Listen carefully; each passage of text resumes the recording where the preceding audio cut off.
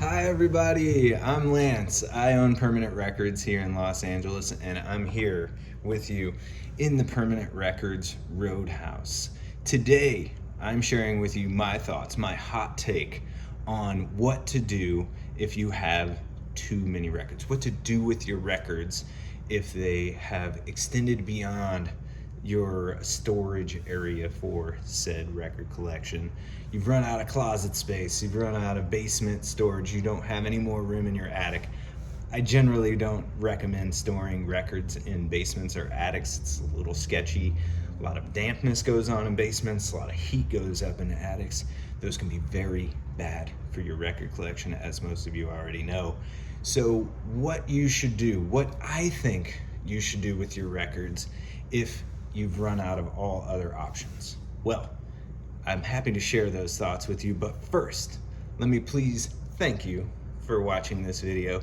Thank you for subscribing to this channel, liking this video, clicking that bell for the notification, and shooting me a comment so that I can share with you my thoughts on anything you have about this video or otherwise. I do my best to respond to all of them thoughtfully, and I really, really enjoy communicating with y'all. So, all right, without further ado, here are my thoughts on what you should do with your records when you've run out of space to store them at home. Okay, so the first option that most people go to is renting a storage unit outside of your own home.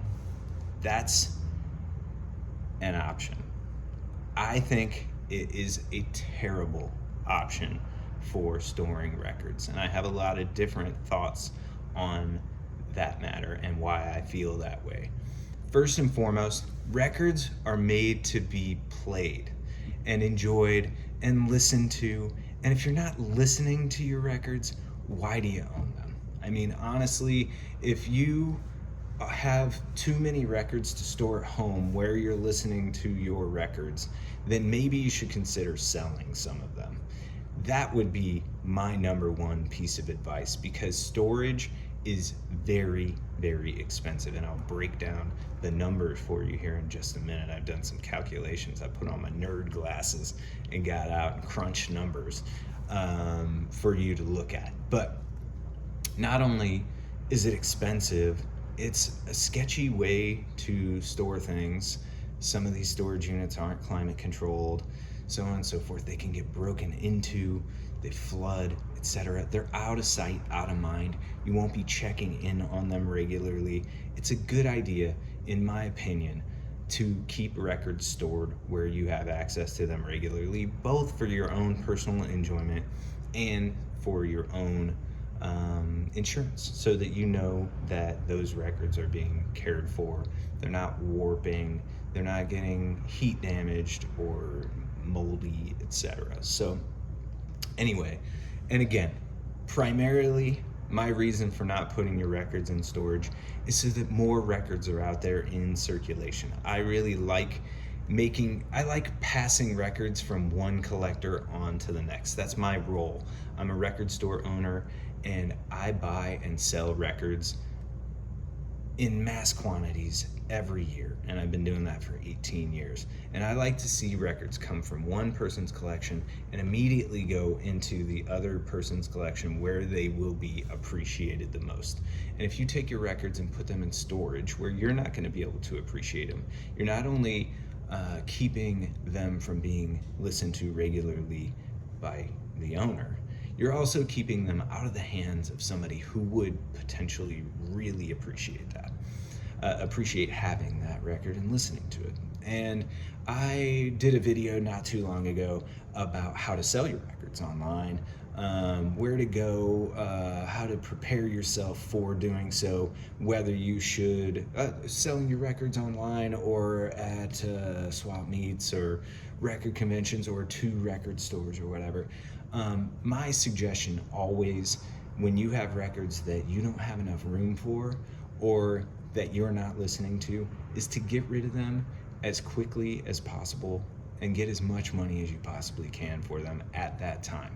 If you wait, you never know. The value could go up, the value could come down drastically, and some of your records could be completely worthless by the time you go to sell them. I've bought record collections from people who should have sold that particular collection decades before they did, because they would have been worth a lot more money back in the 90s, 80s, 90s, or 2000s than they are in 2024, for instance.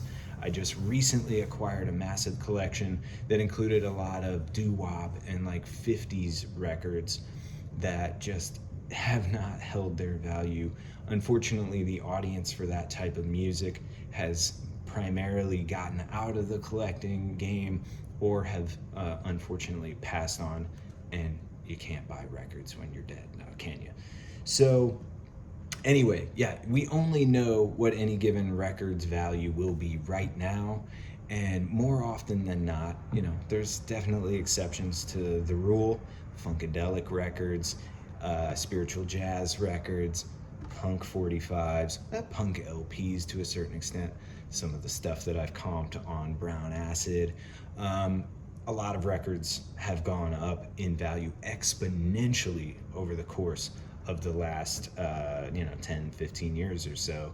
But some records have definitely come down in value, and some things that used to have quite a bit of value are kind of worthless these days. So it's not, record collecting is definitely not a great way to invest speculatively unless you're really, really honed in on what might be undervalued today and what people might want tomorrow. So putting your records in storage in hopes that they will be worth a lot more money in the future is a pretty risky game, and it's expensive. It's not like you can just put them in storage for free, unless you have access to free storage, in which case this entire argument is completely moot. But the putting them in storage and paying for that storage is like putting your money in an investment account and paying monthly fees for that investment account, whether it goes up or down in value, and that just seems pretty asinine to me. So and that's not with any kind of professional keeping an eye on your investment to know when to hold them and when to fold them, right? So there's that, and then there's also the risk again of losing your entire record collection altogether. I have one particular anecdote I'd like to share in this video about a former coworker who put their records in storage. This guy is a great guy, very well-meaning, and he put his records in storage because he didn't have room in his living space, or maybe he lost his lease and was kind of without a secure place to live for a short period of time, couch surfing and whatnot. This particular gentleman, and I won't name any names, he put his records into storage, and unfortunately he did not pay the bill on time and lost everything in his storage unit, because that's how storage units operate. If you pay the bill, they keep the lock on your storage unit, and if you don't, they unlock that storage unit and they auction off the entirety of the contents. You all have probably seen Storage Wars and know how storage lockers and storage locker auctions work. Well, believe it or not, all the contents in that storage unit, in any given storage unit, belong to somebody. And that person, maybe they passed away, maybe they just came on hard times and couldn't afford their rent anymore. That's the name of the game. Unfortunately, when you put stuff in a storage unit, you sign an agreement to pay your bill on time. You're renting that space, and if you don't pay, they want your stuff out of there so they can rent that storage unit to somebody else, and they auction off your belongings to the highest bidder. This particular situation, I only know about this because a storage locker buyer brought some of the contents of this gentleman's stuff into our Chicago store back in the day, and we knew immediately whose records these were, because this particular gentleman had put markings on a lot of his records. I know that's very taboo, but that's neither here nor there for the purpose of the story.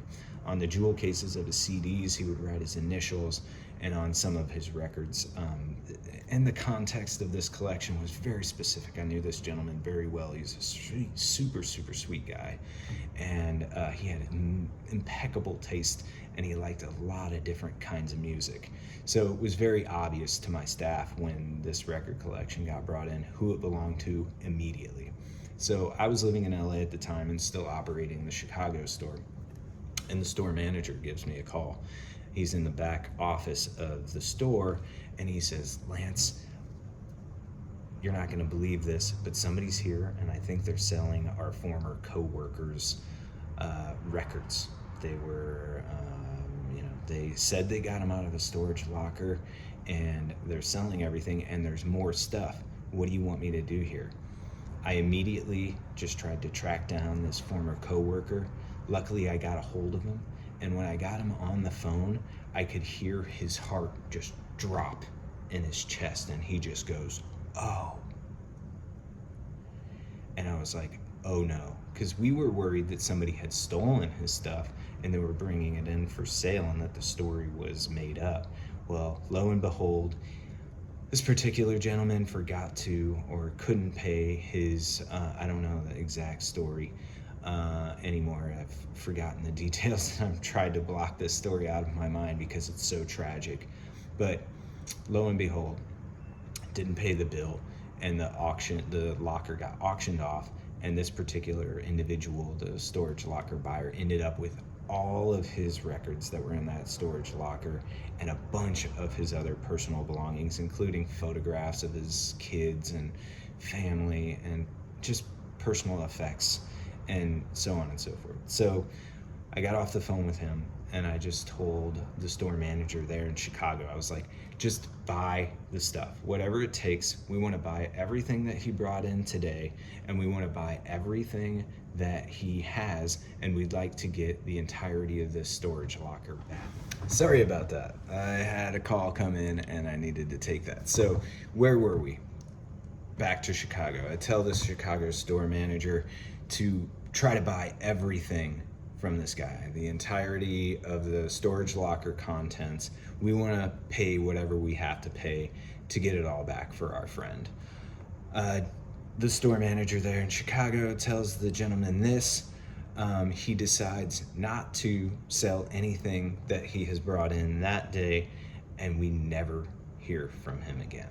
It was a tragic story, and there wasn't much of anything that we could do about it. The contents of the locker were purchased legitimately, and that person decided to take that stuff and put it up for sale online. We started seeing those pieces come up for sale on Discogs. The person was putting, reissues of Flower Traveling Band records under the original pressing listing on Discogs and just getting it all wrong. And I'm sure it was a disastrous scenario for them. But we don't know what happened exactly. We didn't get to buy that stuff back for our friend. And I just wished he had come to us and told us that he needed some money and we could have bought some of his stuff or figured something out one way or another, instead of having him put it in a locker, spend the money on rent for all those many months that it was in the storage locker, and then ultimately lose everything and get nothing for it at all. So anyway, that's not generally, I think, what happens when people put stuff in storage, but that is something that can happen. Just think of that scenario when you're putting your stuff in storage. What if you miss the bill, or you have an expired credit card on file, or so on and so forth? You have an emergency, something major that comes up that keeps you from being able to pay your storage locker bill, and you lose everything in there. And there are a lot of storage lockers that go up for auction every month.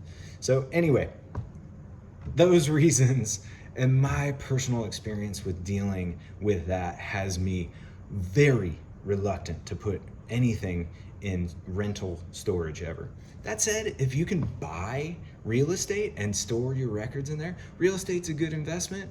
And if you have safe storage in a building that you own, that's a completely different scenario, obviously. Or if you're just going to use a storage locker for really short-term storage, I think that's totally fine as well. We've purchased massive quantities of records and needed extra space to be able to store them and sort them. I've rented a storage locker for a month, and I did all the work in that storage locker, for that month to get that record collection sorted and priced. And what we did is we took the good stuff from that collection back to the shop, put it out for sale, and then the rest of it we donated to a thrift store, the stuff that I knew was going to be difficult to sell for any significant amount of money. So anyway, as I said at the top of this video, I have some numbers here. So I crunched the numbers. The average, I went online, I Googled it. I actually did this. Here in LA, the average monthly storage cost for a 10 by 10 foot storage unit is $262 a month. It may not seem like that much money to spend to store your valuable records, but it's not just that 1 month that counts. It's the many, many months that may come if you leave that stuff in storage. It's easy to put your stuff in storage, and it's also really easy to leave it there because it's a huge chore to go back and get it all out, right? And you may never have the space you need for that stuff. We all hope that we do, and we hope that we'll have like a plan of attack at some point in the future, but that day may never come. So if you think about it, $262 a month times 12 months in 1 year is $3,144 a year just to store your records. So if the records that you're putting in storage are only worth $3,144, you just literally threw those records away, because even if you got top dollar for every one of the records that you have in storage, you just spent all of that money and ended up with nothing. And it gets even worse if you leave your records in storage for many years. So after the course of 5 years, you will have spent $15,720 on rent for the storage of your records in a storage locker. And if you leave your stuff in storage, and this seems unfathomable to have records in storage for 10 years, but I have an anecdote about this particular scenario too, you will have spent $31,440 to store your records in a 10 by 10 foot storage locker over the course of 10 years. I bring that number up specifically because there's another anecdote of a regular customer of ours. He had been coming into the shop every week buying tons of great records over the course of many, many years. He ended up moving out to California, and while he was here in California, he put all of his stuff in storage because he was enjoying kind of a nomadic lifestyle. He was living in LA during the winter and moving to the Bay Area in the summer months to stay a little cooler, going back to Chicago every once in a while to visit family and friends and so forth. Well, anyway, over the course of 10 years, he kept all of his records in storage because he didn't have a proper stereo set up in all of these places he was living. He didn't have all of his records with him as he was moving around. Makes a lot of sense. If you're going to move that often, you want to keep your load as light as possible, right? Well, after 10 years or so of living this nomadic lifestyle, he decided to get rid of his storage unit and sell everything in it. So we went and bought everything out of his storage locker, and the amount of money that we were able to pay him for the records in storage ended up working out to somewhere in the ballpark of this number, which is exactly the amount of money he had paid to have those records in storage for that period of time, which is just so heartbreaking. Because if he had, on day one of deciding to live this nomadic lifestyle, decided to sell his records, A, they might have been worth even more potentially, and B, he would have profited that whole amount and been able to put that money in the bank or spend that money on something else. And he ended up just spending that money on storage and basically breaking even on having those records in storage for 10 years or so. Just kind of a worst case, secondly, not as bad, but second worst case scenario of putting your records in storage. So that's why I'm here to warn you against putting records you're not listening to in storage. Maybe if you're using the storage and you're accessing those records on a regular basis, putting things in, taking things out, and it's a really useful space for you, you're doing business out of that storage unit, maybe that makes sense. But if you're just putting stuff in storage that you're not accessing, it really just doesn't make sense at the end of the day.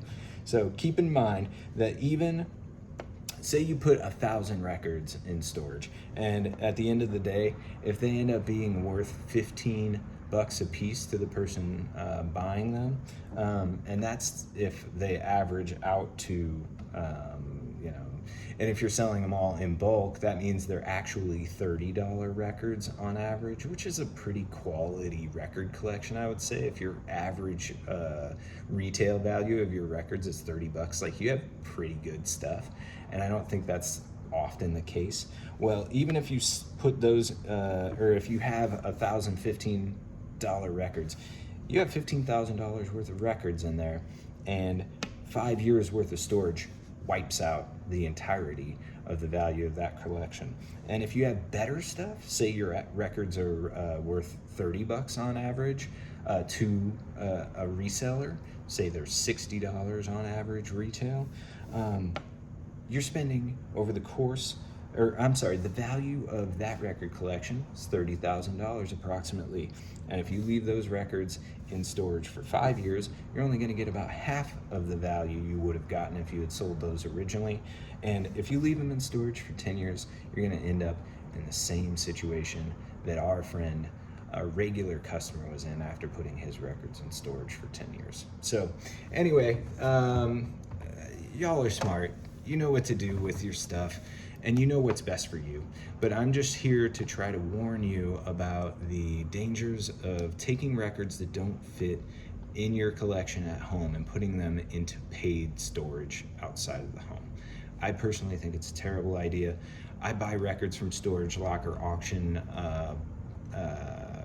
people all the time, and or through other people who are middlemen for those transactions, and it's just a waste. Why not go directly to the source of the retail outlet, or retail your records yourself rather than putting them in storage? If you're not listening to them, you might as well cash out, put that money aside, and rebuy the things that you may want again in the future. It'll make your record collecting experience that much more enjoyable, and it'll keep the quality level high and the quantity level low, which is really where the sweet spot is when it comes to record collecting. Again, my name is Lance. I would love to hear from you. If you have any thoughts on this matter, any pros or cons of putting records in storage outside of what I've discussed here, or any other ideas of what you can do with the excess records you have in your collection that do not fit in your home, please shoot me a comment. I would love to hear your thoughts, and I will be back again soon with another video for y'all. Until then, peace, y'all.